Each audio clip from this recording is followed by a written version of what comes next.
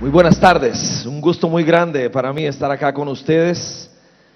De nuevo vengo de un pequeño país de Centroamérica, minúsculo, se llama Costa Rica, en Centroamérica, y para nosotros es un privilegio enorme estar acá. Y quisiera aprovechar los minutos que me dan el honor de poder presentarme frente a ustedes para desarrollar este tema. ¿Cuándo es que el cielo dice grande? ¿Cuándo es que lo hace? ¿Cuáles son los criterios que Dios utiliza para decir que algo o alguien es grande? Porque creo que son diferentes a los nuestros. Nosotros nos impresionamos por otras cosas. Usted tiene sus notas allí de bosquejo y bueno, pues eso me permitirá ir avanzando un poco más rápido. Si le preguntáramos a una persona de la India, ¿quién es el más grande? Diría seguramente que Gandhi. Y si le preguntáramos a un musulmán, seguramente esta persona diría, pues Mahoma es el más grande. Si le preguntáramos a una persona de fe católica, seguramente diría que la Madre Teresa o Juan Pablo II. Si le preguntáramos a un pentecostal de hueso colorado, seguro diría, Benny Hinn sin duda es el más grande. Si le preguntáramos a un evangélico de corte conservador, diría, Billy Graham sin duda es el más grande. Si viniéramos a un terreno más terrenal, algo más humano, más mundano diríamos, y habláramos de fútbol, ¿cuál es el mejor jugador que ha existido sobre la faz de la tierra? Aquí nos peleamos seguramente. De aquí salimos peleados. Unos dirían que Pelé, otros, otros dirían que Maradona, sin duda alguna. ¿Ok? Ahora, y si habláramos que cuál es el equipo de fútbol más grande que hay en tu país? Bueno, ahí también peleamos, ¿verdad? Ahí peleamos. Aquí en Argentina es peligroso decir que si estás anotado en el equipo que no es. Pero fíjese que cuando le preguntaron a Jesús, ¿quién es el más grande? Jesús dijo, el más grande de los nacidos de mujer, Lucas 7:28, no hay otro más grande que Juan el Bautista, dijo. Y cuando yo leo esa frase así en seco y frío y me pega en la enorme frente que yo tengo, cuando yo veo esa palabra digo, pero ¿por qué hay otros que me parecen más grandes? Fueron personas de mayor impacto milagroso, de mayor número, de mayor longevidad ministerial. ¿Cómo que es el más grande? Porque esto pareciera que no tiene nada que ver entonces con tamaño. Y nos impresionan los números, y no es que son malos, no tiene nada que ver con riqueza. Juan el Bautista no era una persona de lujo, no tiene nada que ver con el alcance. Fíjese usted que no tiene nada que ver con los milagros. Dice textualmente la Biblia que Juan el Bautista no hizo ni uno. Eso dice tu Biblia y la mía. Y Jesús dijo, este es el más grande. Y no tiene nada que ver con elegancia. Porque Juan el Bautista no usaba corbata. Quisiera darle, en el nombre del Señor, con el respeto que merece su palabra, 5 razones por las cuales Jesús dijo, este es grande. Y creo que ese criterio se sigue usando hoy también. Nosotros decimos, este es grande, pero ¿sabe qué nos debería interesar más? Cuando el cielo dice grande. Ese es grande. Y es diferente. Y quisiera que el Señor, a través de su Espíritu y por su palabra, nos guíe, nos lleve adelante. 5 razones por las cuales este hombre fue llamado grande. La primera de ellas es esta. La primera razón por la cual Dios dice que alguien o algo, un ministerio, un comunicador es grande, cuando ese hombre, esa mujer, ese ministerio, ese libro, esa predicación es capaz de romper el cielo, el silencio de Dios en la vida de las personas. hasta esas alturas habían habido 400 años de silencio. Dios no hablaba, o mejor dicho, si somos más estrictos en el sentido de la palabra, la gente no podía escuchar a Dios. El aparato religioso que imperaba en aquel momento hacía imposible que la voz de Dios fuese canalizada al corazón de las personas. En este salón yo me asombro la cantidad de comunicadores y comunicadoras que hay en tantas diversas formas y maneras. La primera razón por la cual el cielo le dice a alguien: usted va bien, usted es grande, llamado en el cielo, no es por su número, es cuando la voz de Dios es capaz de romper el letargo silencioso en el corazón de la gente a través de un ministerio. Dice Lucas capítulo 3, versos 4 y 6, voz, note qué interesante, voz de uno que grita en el desierto: preparen el camino del Señor, háganle sendas derechas. Y no solo eso, dice, y todo mortal verá la salvación del Señor. Aparece una verdadera voz profética provocando un verdadero avivamiento en medio de una triste religiosidad. La grandeza de Juan estaba en que su vida, su mensaje, su ministerio preparaba el corazón del pueblo para que recibieran a Jesucristo. ¿Ocurre lo mismo con nosotros? ¿Ocurre lo mismo con nuestro ministerio? Es un test prácticamente. Un comunicador es llamado grande por Dios cuando no se interpone como un obstáculo para que la gente se acerque a Dios. Usted dice, ¿de qué está hablando? Todos los medios cristianos son canales para que la gente se acerque a Dios. ¿De veras? ¿Podría ser que algo que no hagamos o que sí hagamos esté obstaculizando esa cercanía, ese despertar, ese oír?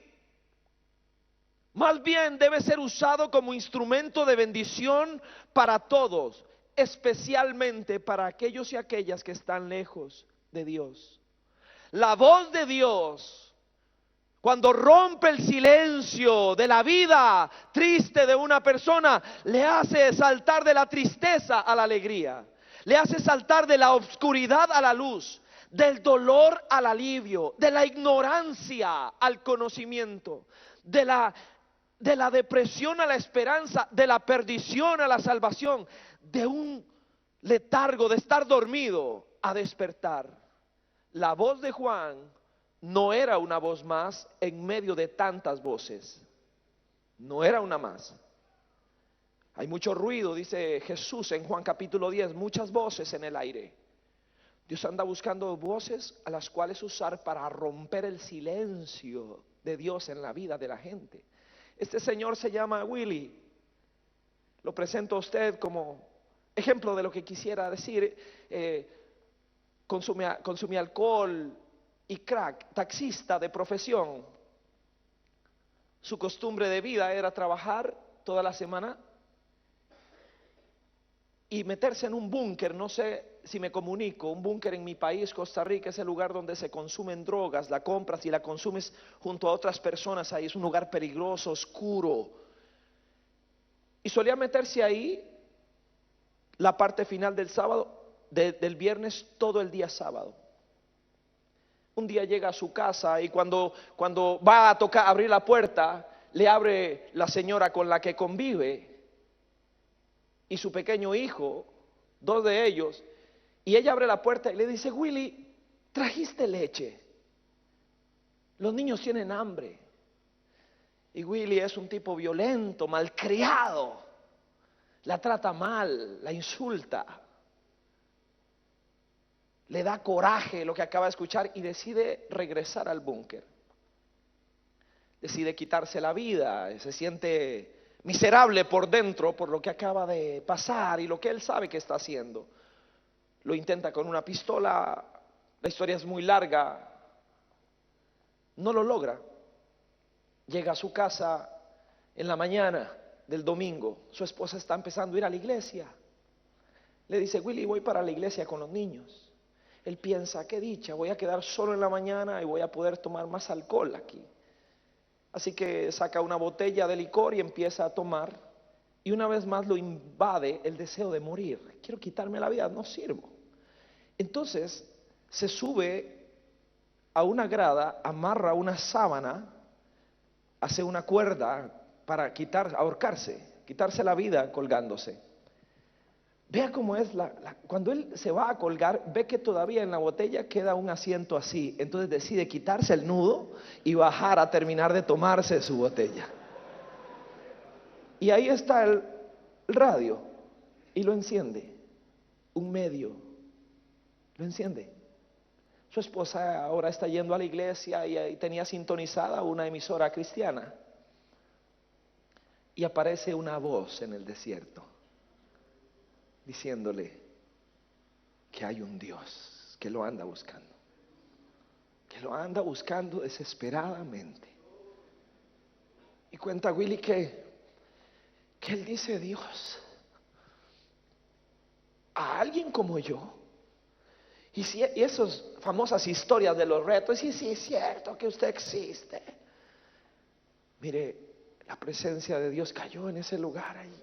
Ese muchacho cuenta que lloraba tirado en el piso. Cuando vino su esposa le contó, empezó a asistir a la iglesia. Una cosa hermosa, me tocó casarlo. Su esposa trabaja en la pastoral infantil.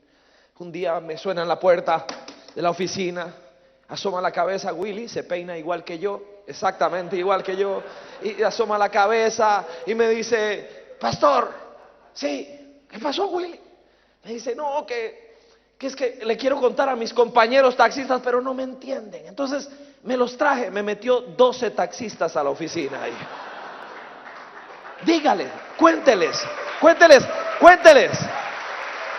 Una voz que rompe el silencio de Dios en la gente.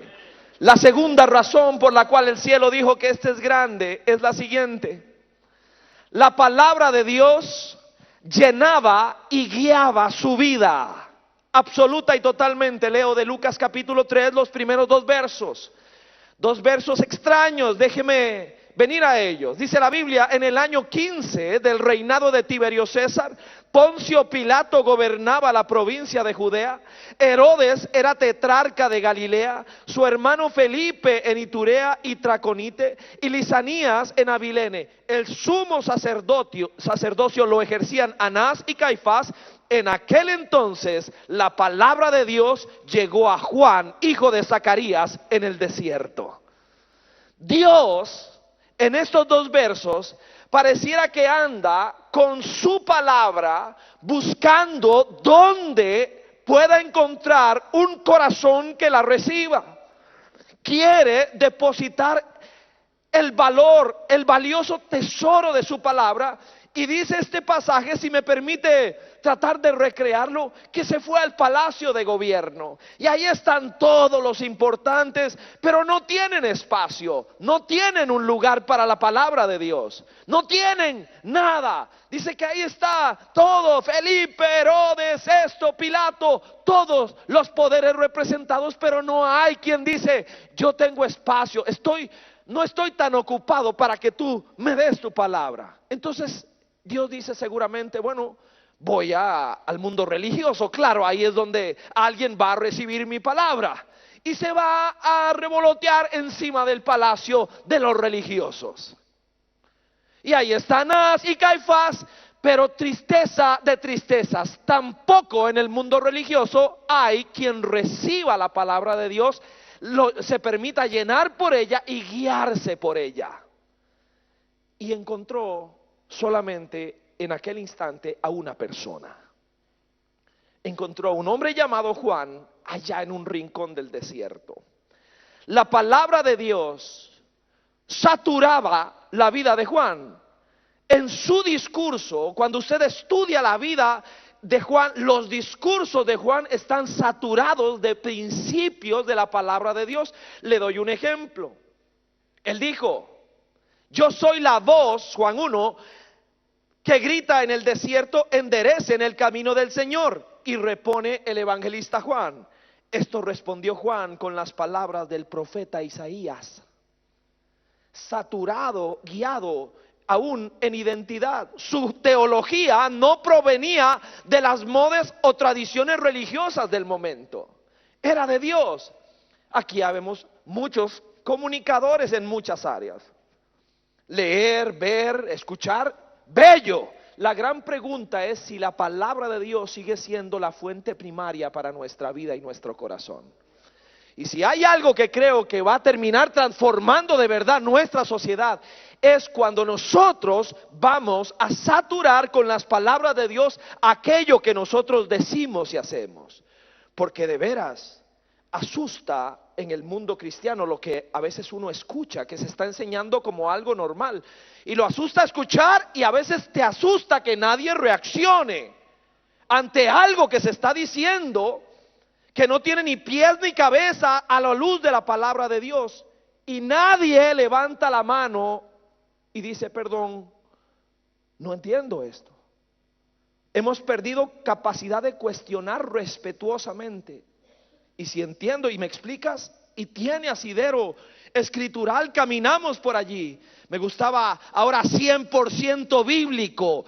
Es que realmente todo lo que hacemos debe partir de allí.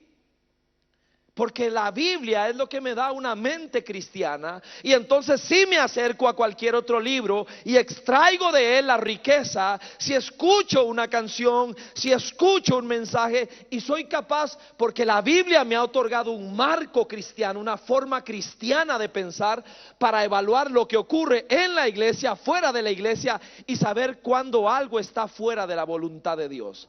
Me quedó muy claro el telegrama del cielo. Conocí al Señor hace aproximadamente 28 años, y recuerdo que en una época muy difícil de mi vida, 21 años, y recuerdo que tengo este despertar espiritual. Me presentaron al Señor, estoy efusivo, estoy emocionado, y la pregunta: ¿qué hago? Y me dieron una Biblia: lee el Nuevo Testamento, y empiezo a leer el Nuevo Testamento, fascinado. Amanecía todos los días con el Nuevo Testamento en el pecho, porque me dormía leyendo, tragando y tragando.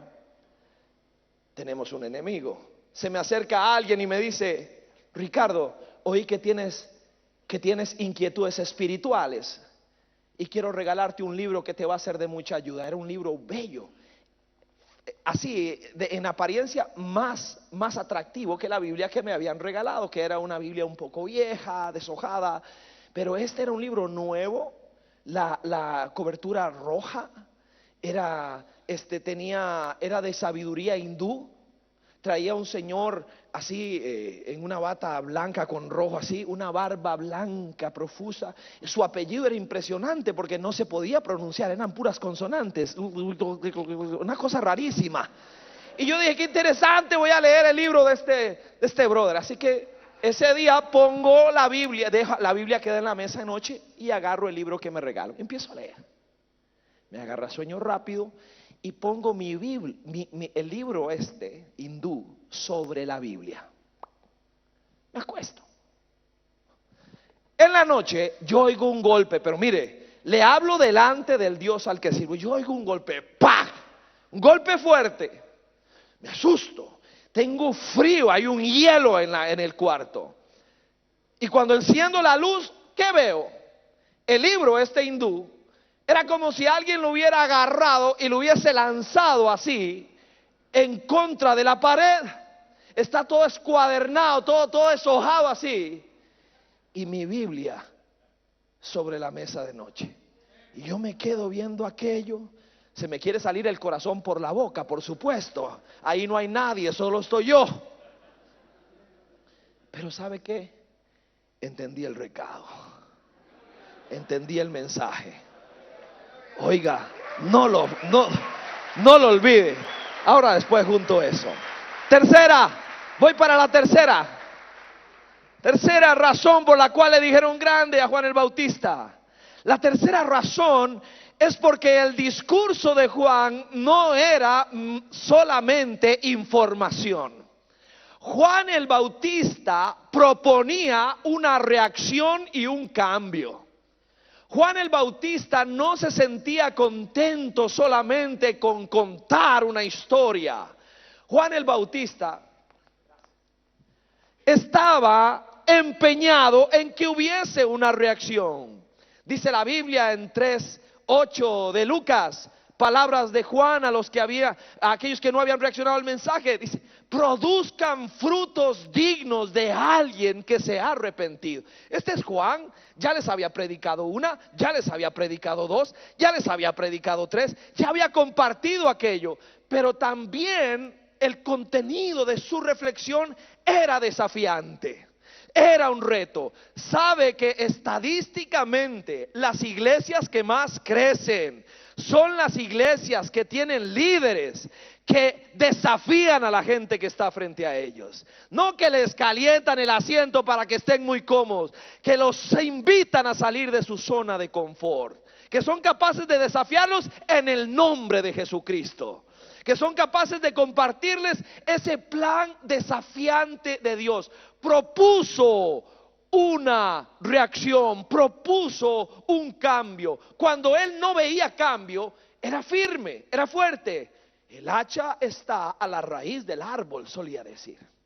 Y si no hay fruto en ese arbolito, ese es Juan el Bautista. No era una persona que andaba buscando popularidad, pero curiosamente la encontraba a partir de una definición que tenía. Vea en los versos 10 al 14 de Lucas, dice: ¿qué debemos hacer?, le preguntaba la gente. El que tiene 2 camisas, vea la respuesta de Juan, debe compartir con el que no tiene ninguna, les contestó Juan. Y el que tiene comida debe hacer lo mismo. Llegaron también los recaudadores de impuestos. Note qué clase de comunicador, que era capaz de convocar a todos los estratos posibles. Recaudadores de impuestos, soldados, la gente, todo el mundo lo oía, hasta Herodes lo escuchaba. Dice que los recaudadores de impuestos venían para que los bautizaran. Maestro, ¿qué debemos hacer nosotros?, le preguntaron. No cobres más de lo debido, le respondió. ¿Y nosotros qué debemos hacer?, le preguntaron los soldados. No extorsiones a nadie, ni hagan denuncias falsas, más bien confórmate con lo que te pagan. El mensaje, esa voz de Dios que rompe el silencio, ese letargo en la vida de la gente, saturado de la palabra de Dios en sus extremos, en sus valores y en sus principios, con un desafío claro a que haya una acción, a que haya una decisión, a que haya una reacción a esa palabra. Se tiene que ver reflejado en lo personal, en lo familiar, en lo laboral y en lo social. Una de las cosas más fuertes de la religiosidad en cualquiera de sus manifestaciones, incluyendo la religiosidad evangélica, es la religiosidad cúltica, que somos una belleza en la iglesia. Dios te bendiga, varón, a tu nombre, a su nombre, gloria, aleluya, santo. Uy, y temblamos y todo. Pero cuando Dios quiere saber quién es usted y quién soy yo, el primer lugar donde va es a nuestra casa, porque ahí me conocen.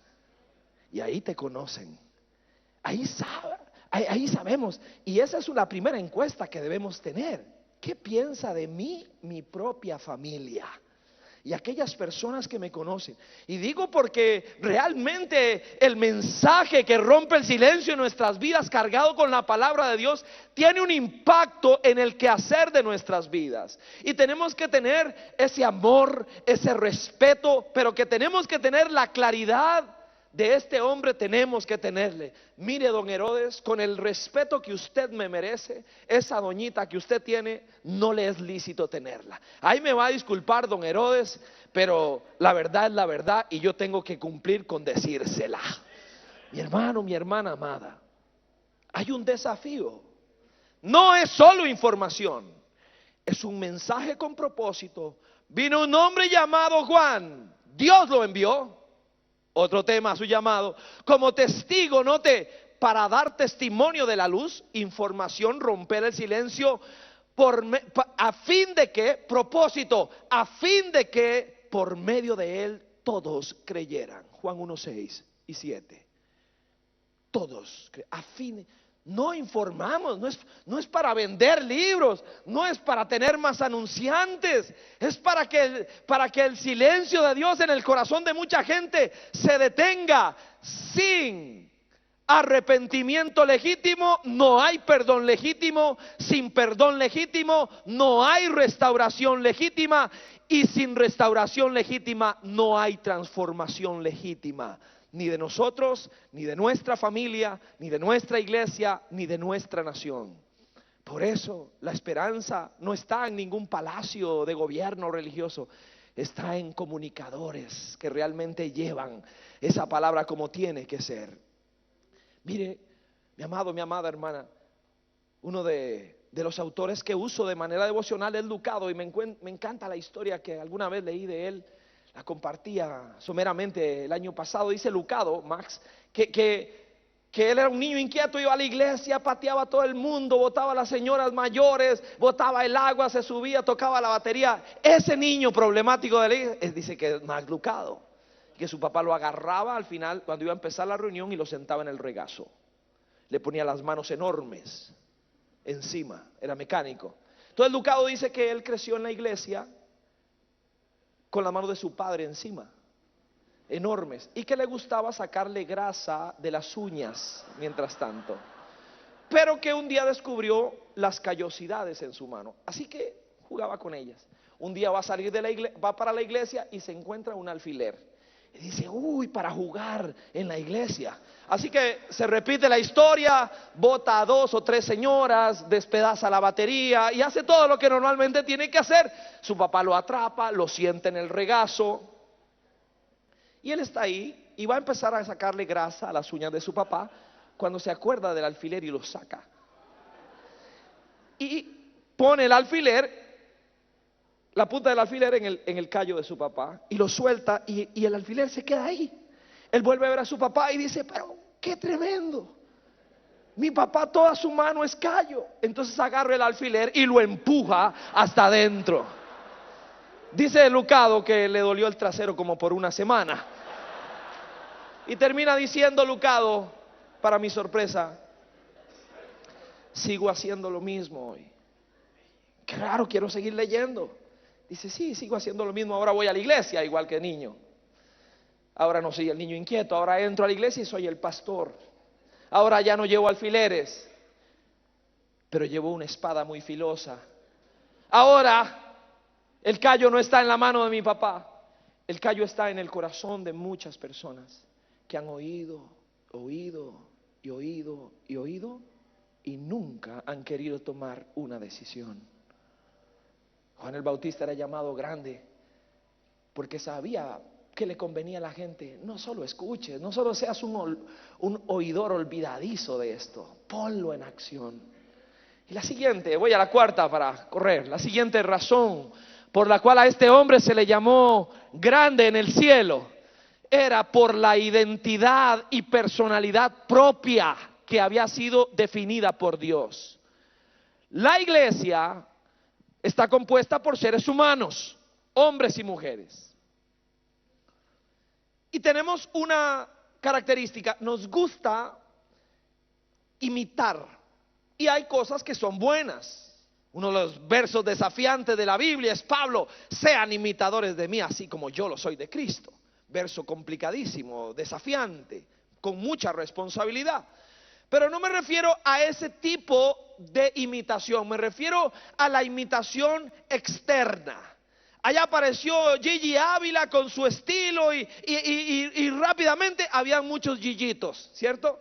Apareció Swaggart en su momento con su estilo y hacía la Biblia así. Y los que queríamos imitarlo no sabíamos que esa es una Biblia cara, que está cosida. Entonces cuando quisimos hacer la Biblia así se nos desbarató toda porque era una pegada con cemento.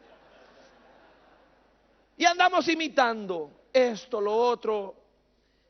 Y no entendemos que Dios a cada uno de nosotros nos hizo diferentes y perfectos.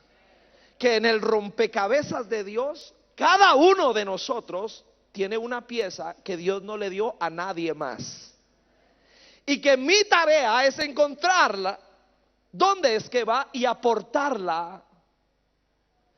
Que en el ajedrez de Dios, seguro yo soy un peón y Stan Jeter es un alfil. Pero yo tengo condiciones de peón y este es el cuadrito donde Dios me puso y estoy listo porque no me mando solo, Él me manda. Él es el ajedrecista experto y Él me mueve donde Él quiere moverme. Vea cómo se veía Juan.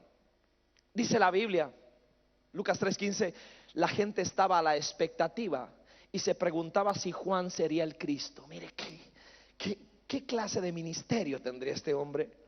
Si él era el Cristo, y qué enorme cantidad de oportunidades para inflar su ego. Y ahora leo de Juan 1:19, dice, no se negó a declararlo, hablando Juan el Bautista. No se negó a declararlo. ¿Quién? ¿De dónde viene esta lucha? Seguramente de adentro. No se negó a declararlo, dice la Biblia, sino que lo confesó con franqueza. Extraordinario. Yo no soy el Cristo. ¿Quién eres entonces? Una pregunta importante que salta de la Biblia para usted y para mí. ¿Quién eres en Dios? ¿Cuál cuadro estás ocupando? Por Dios santo, dejemos de ver para otros cuadros y otras piezas del ajedrez. Necesito saber quién soy yo. ¿Quiénes entonces? Le preguntaron. Y vienen más sugerencias, porque la gente tiene expectativas. Pero ¿quién es usted y quién soy yo en Dios? No viene necesariamente o primariamente de otros. Viene de Él y viene de mí, confirmado por otra persona. Y sigue diciendo, ¿eres Elías? No lo soy. Eso lo tengo subrayado en mi Biblia. ¿Eres el profeta? No lo soy. ¿Quién eres? Tenemos que llevar una respuesta a los que nos enviaron. La presión externa, que no necesariamente es negativa, de cuál es tu identidad en el reino de los cielos. Y la siguiente pregunta es fantástica. ¿Cómo te ves a ti mismo?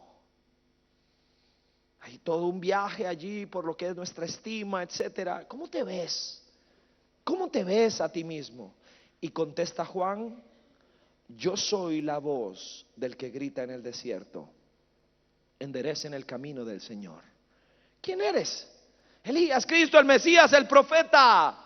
Nunca permitió que se equivocaran con él. Nunca lo permitió. Nunca lo permitió. ¿Quién eres? Él sabía dos cosas que usted y yo necesitamos saber. ¿Quién no soy? Eso es muy importante en las líderes del ministerio. ¿Quién no soy yo? Y necesito saber quién soy yo. Sabía quién era y sabía quién no era. Terminaremos siendo una triste imitación de alguien por allá a quien Dios estaba usando de manera magnífica, cuando no entiendo que yo puedo mirar a otra persona, imitar cosas que enriquecen el llamado propio y personal que Dios me ha dado a mí, y poder caminar con Él, por Él, con solidez y firmeza. Para eso necesitamos cercanía, y necesitamos una cercanía con Cristo que nos haga vernos de una manera correcta, equilibrada. Voy a mi último punto por asuntos de tiempo. Vamos a la quinta razón por la cual el cielo. El discurso de Juan el Bautista era absolutamente centrado. De ninguna manera quiero decir que no hay espacio para hablar de una temática muchísimo más grande, muy general. Claro, de hecho es una de las estrategias que usamos en nuestra comunidad de fe. Gracias a Dios, con buen suceso. Pero Juan el Bautista señalaba a Cristo, no importa de qué hablara él, no importa cuál tema estuviese desarrollándose, Él terminaba, aterrizaba, desembarcaba en Jesucristo. Juan 1:29 dice: Juan vio a Jesús que se acercaba a él y dijo: aquí tienen al Cordero de Dios que quita el pecado del mundo. Él siempre lo señaló de manera insistente.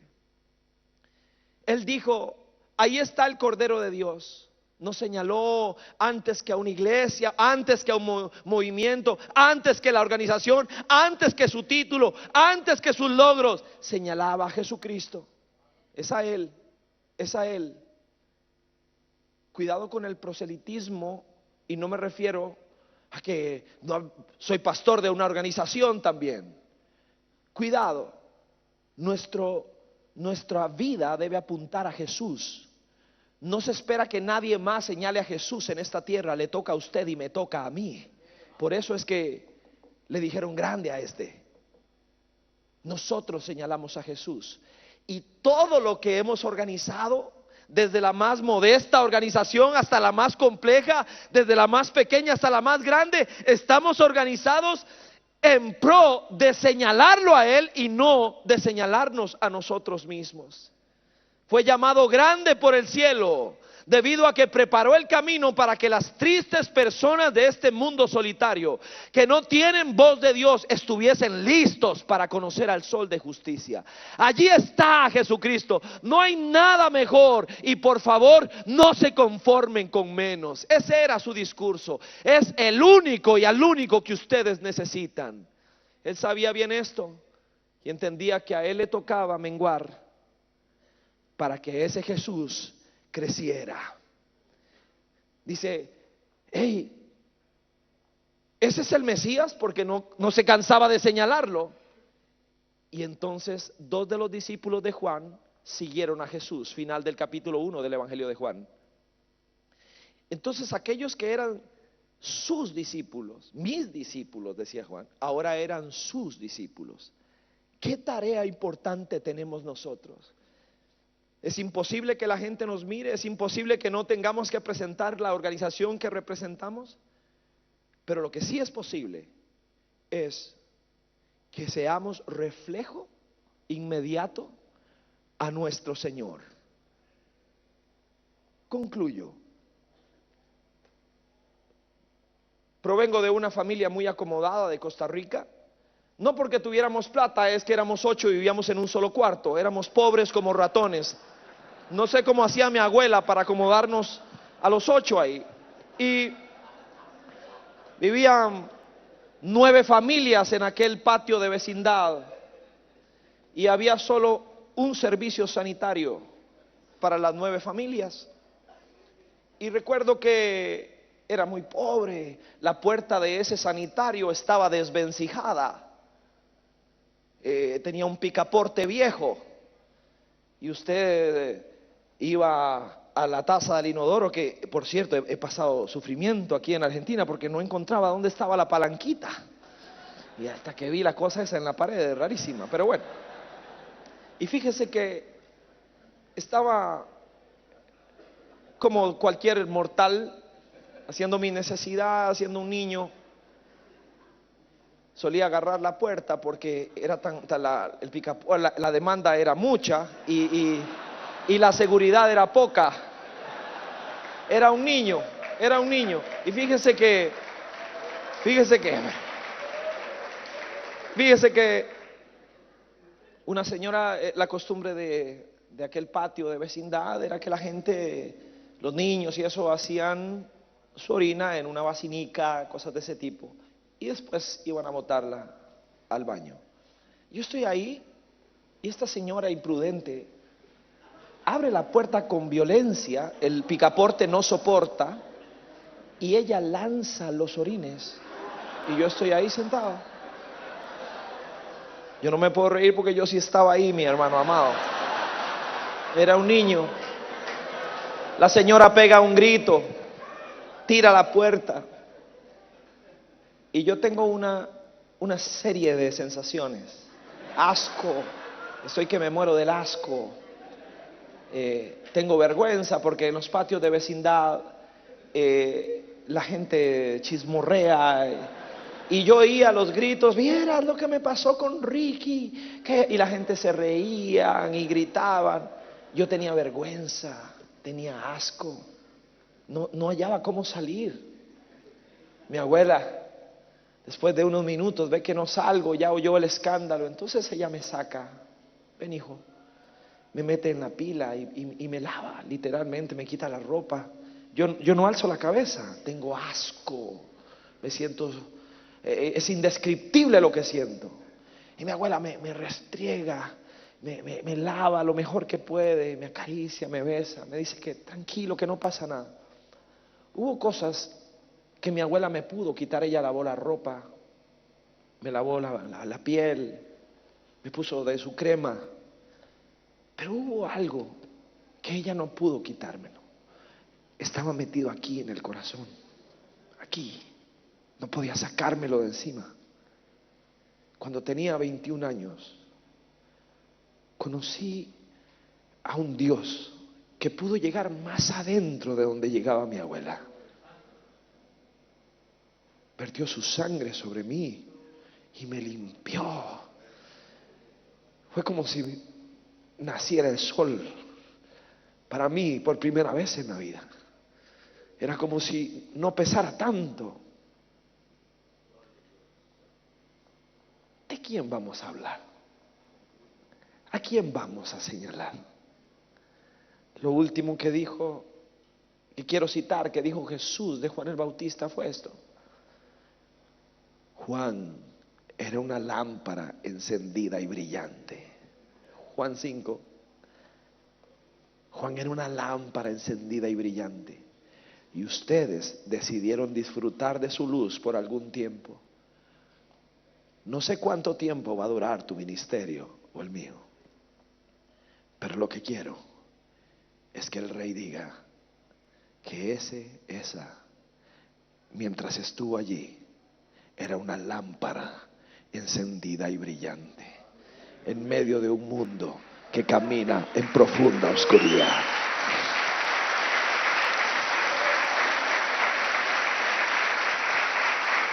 Si se pone en pie, me permita terminar orando, por favor. No quiero abusar del un minuto más para orar.